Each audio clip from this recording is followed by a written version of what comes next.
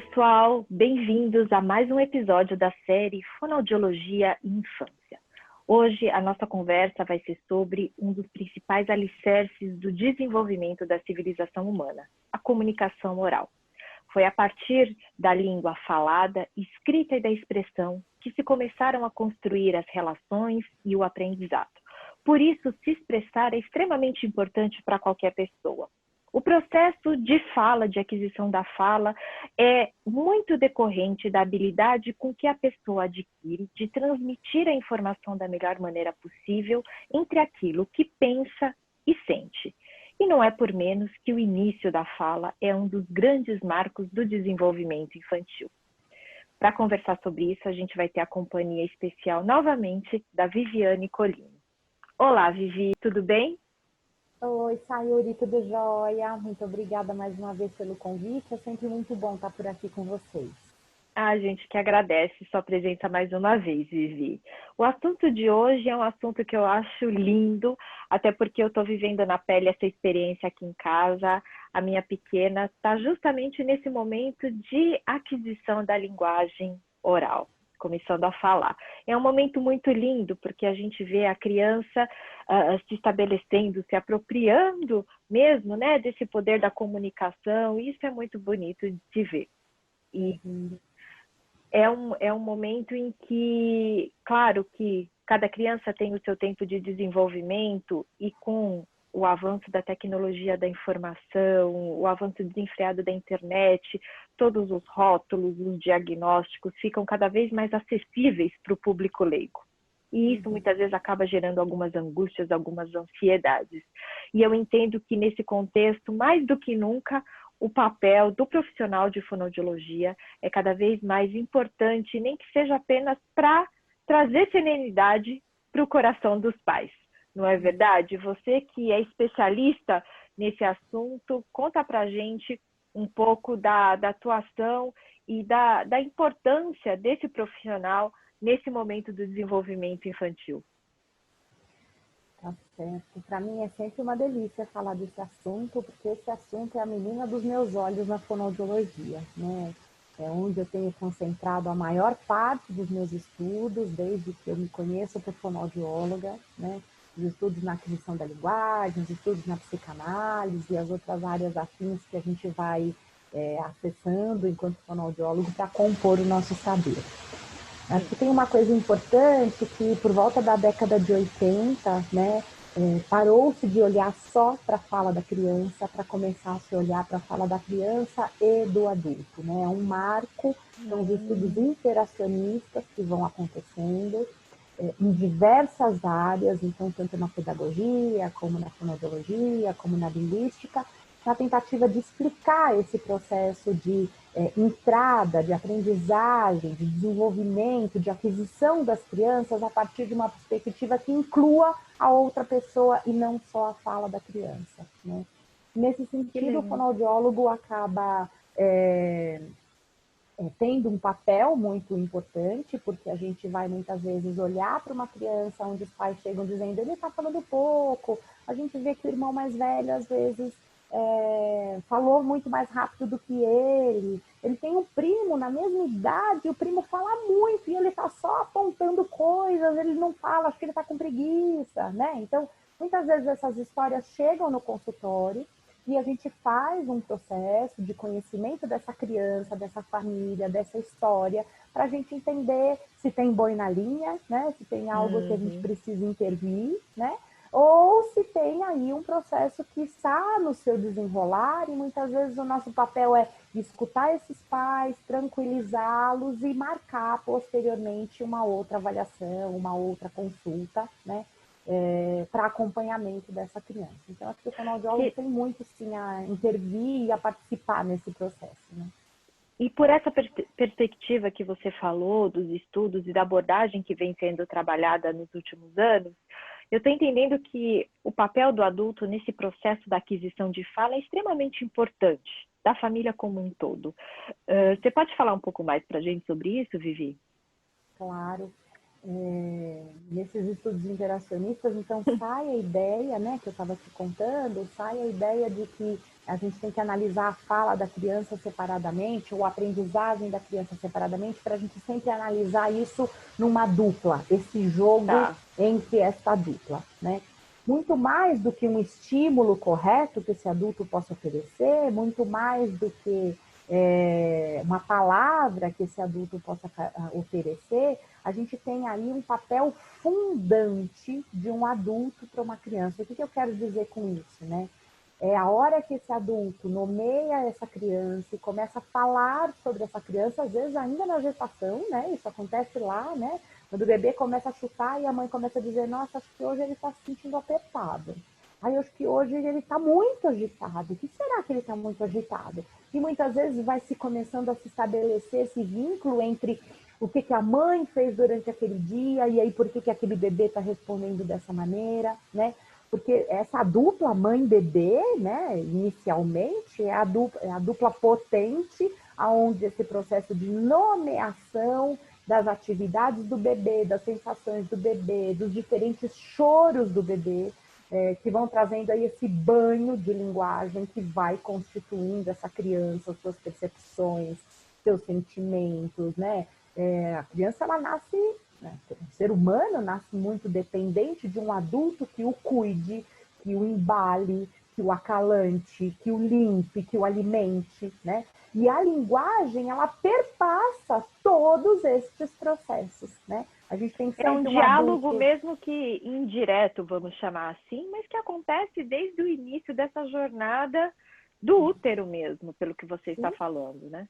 Sim. E que funda a existência dessa criança na linguagem, né? Que marca a entrada dessa criança na linguagem antes mesmo da gente imaginar que ela pode falar qualquer coisa. Existem muitos vídeos que vão e pesquisas que vão demonstrando para a gente, né? Que com 1 mês, 2 meses, 3 meses, a criança faz a mãe fala, ai, você tá chorando assim porque você tá com dor? Deixa eu fazer um carinho na sua barriga, né?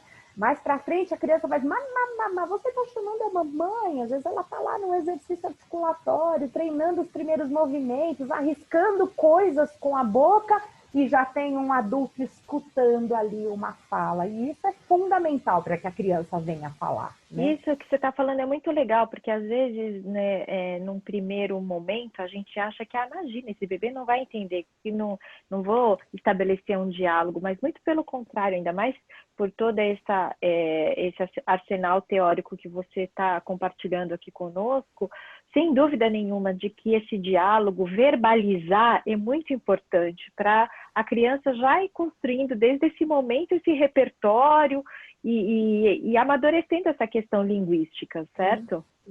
Sim. O mundo, ele é apresentado para a criança muito pelo viés da linguagem, né? A criança tem olhos para ver, mas se aquilo é um cachorro, se é um gato, se é uma vaca, ela vai ganhar sentido aonde? Na fala do adulto. É a fala do adulto que vai transformar aquela imagem visual, exato, né? Transformar aquela imagem visual num nome, né? E isso acontece num encontro, que eu acho que isso é o fundamental. É nessa sintonia adulto-criança que isso acontece, né? Não tem muito fora interessante. disso. Estou falando isso porque tem muito hoje em dia, né? Como você estava falando da entrada da tecnologia. Porque tal aplicativo para bebê, ele contribui. E a música da galinha pintadinha. São ótimos, né? Mas a gente não pode esquecer que não há ali uma interação humano-humano que é o que nos marca, né? E o que nos representa e aquilo que é fundante para a nossa vida. Como então, indivíduos. Exato, né? É um tipo de estímulo, mas é na relação que os seres humanos adquirem aquilo que é de mais importante, a linguagem está entre essas aquisições, né? Que legal. Vivi, a questão de como pronunciar as palavras corretamente, que antigamente era muito comum, né, a gente falar a língua dos bebês, né? Eu já ouvi, já li muitas coisas de que é importante a gente sempre pronunciar as palavras de forma correta para que a criança vá adquirindo esse repertório linguístico da maneira correta, né? E fala um pouco para a gente sobre isso. Qual seria, assim, uma orientação com a tua perspectiva legal para conduzir esse momento de transição da criança? De aquisição, na verdade, né? Sim, eu acho, Sayuri, que tem uma coisa aí que caminha junto, que o que eu espero, qual é a minha expectativa para essa criança, né? Então, Tá. o que eu estou querendo dizer com isso? Então, no começo, se fala muito sobre o manhês, que é uma linguagem muito própria que a mãe tem com seu bebê, marcado o quê? Por uma curva melódica diferente, pela repetição de várias vezes a mesma palavra, por uma pausa, um prolongamento na fala com o bebê, às vezes bastante uso de diminutivo, né? Então são características que a gente vai observando na fala da mãe com o bebê, né? Conforme esse bebê vai crescendo, é importante que a nossa fala também cresça junto com ele, a nossa forma de falar também cresça junto com ele. Então, se a Tá. hora que a gente vai percebendo que esse bebê tem outro nível de compreensão, está na comunicação, está começando a arriscar as primeiras palavras, é fundamental que a gente use um repertório condizente aí com a faixa etária dele, com a idade dele, com os estímulos que ele vai recebendo. Você sabe que tem uma coisa bastante interessante que eu sempre falo para alguns pais no consultório, né? Eu mostro duas fotos. Uma foto tem um berço, um pacote de fralda, uma mamadeira e uns quadrinhos com os ursinhos marinheiros lá, né? E uma outra foto que tem uma cama, uma bola, uma bicicleta, o enfeite da parede é uma nave espacial e planetas, né? E aí eu falo para os pais, olha, esse entorno que a gente está olhando, esse quarto é de que uma criança de que idade? E esse outro é de que idade? Né? Eu vou usando isso como uma ilustração para a gente pensar assim, o entorno, as expectativas, o jeito de brincar, os brinquedos que a gente oferece, né? A forma com que a gente convoca essa criança para o diálogo, isso precisa crescer do mesmo jeito que o entorno vai crescendo e a gente vai adequando o entorno. É muito comum, por volta dos 3, 4 anos, os pais fazerem uma reforma no quarto das crianças. Isso não é à toa. Essa reforma vem por quê? Porque aí ele já saiu do berço, porque já está perigoso dormir no berço, porque hoje se joga, ele aprendeu a pular, então ele vai para a caninha. O ursinho marinheiro via um outro personagem preferido que começa a fazer parte do entorno da vida dessa criança, né? A gente rearruma os brinquedos, mudam os livros, né? Então, conforme vai mudando o interesse, a faixa etária da criança, é fundamental que a nossa linguagem, a nossa forma de conversar com essa criança também acompanhe esse desenvolvimento. Né? Que legal. Isso é tão importante que você está falando, parece óbvio, mas muitas vezes a gente acaba se perdendo nesse processo. Né? E é muito importante estar atento a essas transições para que realmente a gente possa promover um desenvolvimento mais saudável possível para os nossos filhos. Você sabe que Vivi? muitas vezes no consultório, né, algumas mães chegam, não acho que isso é uma crítica que eu vou dizer, a gente às vezes faz isso porque a gente ama demais, né? E a gente às vezes tem aquela impressão de que a gente ama o bebezinho. Se ele crescer, ai, cadê meu bebê? Aonde ele foi parar? Né? Então, eu acho que muitas vezes o que eu faço no consultório é mediar essa descoberta. O que tem agora, nesse que não é mais um bebê, que é um menininho, né? Que é uma menininha, o que tem de novidade, o que tem de gostoso nessa nova fase, que só está podendo acontecer porque ele foi um bebê bacana, porque ele foi um bebê muito amado, né? Então, da gente viver com esses pais essa transição, muitas vezes isso acontece lá no consultório e a linguagem se transforma a hora que a gente ajuda essa família a fazer essa transição. Né? Muito interessante isso que você está falando. E voltando até um pouco da nossa conversa inicial, quando chega aquele momento que você começa a observar o entorno e fala, caramba, mas aquele amiguinho do condomínio tem a mesma idade e já fala, já tem um diálogo, mesmo que muito primário, mas já tem um diálogo, meu filho ainda não, meu filho está realmente demorando para atingir essa aquisição da oralidade e tudo mais. Quando tem uma situação como essa, quando os pais devem buscar a ajuda de um fonoaudiólogo, perdão, e em que situação realmente se preocupar, em que situação deixar o barco correr um pouco mais com calma e tentar respirar e entender que cada criança tem seu ritmo. O que eu queria que você esclarecesse aqui para a gente em que momento realmente, qual é o sinal de alerta que os pais devem, né, se tocar e falar, não, preciso da ajuda de um fonoaudiólogo. Tá.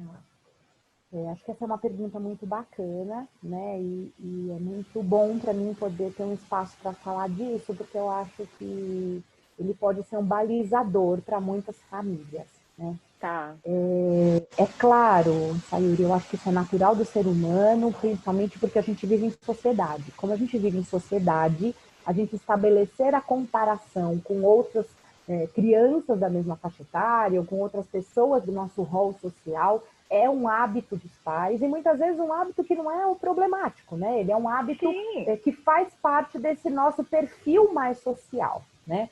Sim. Por cuidado, por zelo, por amor, a gente vai balizando o comportamento, o desenvolvimento do nosso filho com as outras crianças, né? Claro, né, tem alguns starts que eu acho que são importantes. Meu filho está demorando para falar, ele fala menos palavras do que uma outra criança da idade dele, ele não olha para mim direito, eu converso com ele, parece que a minha linguagem não faz efeito sobre ele. Às vezes eu acho que ele não me compreende, eu converso com ele, peço para ele buscar alguma coisa, ele não tem a reação de buscar aquilo que eu pedi, né? São coisas que às vezes a gente pega com bebê pequeno, eu tô falando bebê antes de 1 ano, às vezes, né? A gente fala, cadê o brinquedinho? E a criança não sai do lugar, né? Então eu acho que tem alguns sinais que vão preocupando os pais, e eu tenho um pressuposto básico que é assim: qualquer preocupação de uma mãe e de um pai atento precisa ser acolhido com cuidado, né? Porque ninguém mais que uma mãe do que um pai, para poder acompanhar o desenvolvimento dessa criança e para ficar com dúvidas, é natural que essas dúvidas aconteçam, né? Acho que a gente tem que ter um cuidado, o cuidado é procurar o profissional que possa responder sobre isso. Em se tratando das questões da aquisição da linguagem, esse profissional é o fonoaudiólogo, né? É ele que inicialmente pode responder sobre isso. Claro que a gente pode discutir com o pediatra, claro que a gente pode conversar com o profissional médico que acompanha essa criança, mas de qualquer maneira o que esse profissional vai dizer é ou referendar, né? Ou dizer procura mesmo, porque o profissional habilitado para fazer isso é o fonoaudiólogo. E acho que a gente tem que ter um cuidado muito grande, como você disse, nesse mundo tecnológico que a gente está vivendo, onde o Dr. Google muitas vezes responde coisas de uma maneira muito objetiva. O Dr. Google não sabe quem é o meu filho, ele não sabe qual é o contexto da nossa família, ele não sabe se essa criança tem uma história pregressa familiar ou não tem, ele não sabe se essa criança está na escola ou fica só com a babá. O Dr. Google não sabe nada disso. E muitas vezes, se a gente escreve lá no Google, meu filho tem dificuldade para falar, vão aparecer um monte de nomes, um monte de problemas que muitas vezes podem trazer muito mais angústia do que solução para esses pais. Então, a minha orientação é: procure um fonoaudiólogo que pode te orientar. Não necessariamente seu filho tem um problema, mas quem vai poder dizer para você é um problema, não é, vocês estão fazendo tudo direitinho, ele está na fase de desenvolvimento que ele deveria estar. Sugerir, né, orientar, olha, tem esse livrinho que é bacana, tem essa atividade, tem esse grupo de música que pode ajudar vocês nesse momento, tal atividade, vai para o parque, faz em casa, né? Então, inclusive de oferecer sugestões de como é que você pode chutar a bola da aquisição de linguagem junto com o seu filho, né? Eu acho que é um processo que acontece muito dentro de casa, né? Sim, isso que você falou é muito importante, muito relevante, porque, como você falou, o acesso à informação hoje é tão fácil e muitas vezes a gente acaba se angustiando muito mais do que muitas vezes é realmente necessário. Então, sem dúvida nenhuma, eu compartilho dessa opinião que ninguém melhor do que o profissional gabaritado para realmente traçar um diagnóstico correto sobre esse tipo de situação e esse tipo de dúvida, né? E é o que eu digo, na dúvida, busca um especialista, né? E tranquiliza o coração.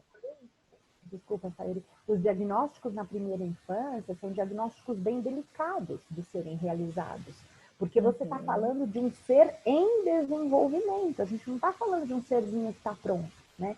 Então a gente precisa ser bem delicado, bem cuidadoso, para não trazer uma marca para a infância dessa criança, que pode muitas vezes levar, né? Que esse indivíduo pode levar pela história dele à frente com uma perspectiva negativa, né? Como uma marquinha negativa, e que não necessariamente é e precisa. Quantas e quantas crianças que eu não recebo no consultório, com os pais muito angustiados, porque eles têm 2 anos e meio, não estão falando nada, que são crianças que a gente vai manejando, ajeitando o jeito de interagir, oferecendo sugestões para os pais, e são crianças que desenvolvem, que adquirem a linguagem e que seguem seus processos, né? Então, acho que Muito é bem legal. importante a gente ser cuidadoso e responsável aí com a infância, delicado, né? Ao tocar a infância das nossas crianças e dos nossos filhos, né?